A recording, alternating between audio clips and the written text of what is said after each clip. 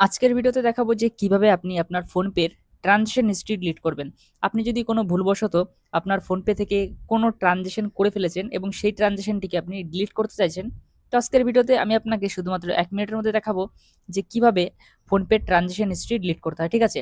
তো ফোনপের transaction history delete করার জন্য জাস্ট আপনাকে আপনার ফোনপে অ্যাপটিকে ওপেন করে নিতে হবে। তারপর আপনি আপনার ফোনের স্ক্রিন লকটি দিয়ে দিবেন। দেন কিছুটা এই ধরনের ইন্টারফেস আসবে। ঠিক আছে? তো ফোনপে ট্রানজেকশন হিস্ট্রি ডিলিট করার জন্য জাস্ট এখান থেকে আপনাকে প্রোফাইল অপশনে ক্লিক করতে হবে। তারপর এখান থেকে জাস্ট আপনাকে কোশ্চেন মার্কের এই অপশনটিতে ক্লিক করতে হবে।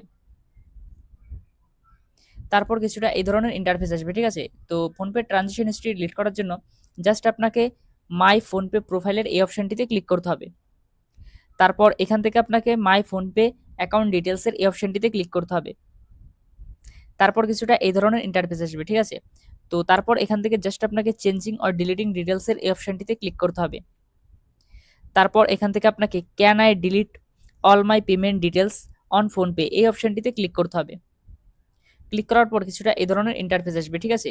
তো এখানে সাব লেখা আছে যে as per RBI guidelines users of any payment app can not be allowed to delete their payment details from the app. মানে এখানে সাব বলে দিয়েছে যে আরবিআই গাইডলাইন্সের রুল অনুযায়ী আপনি ফোনপে ট্রানজেকশন হিস্ট্রি কিন্তু ডিলিট করতে পারবেন না।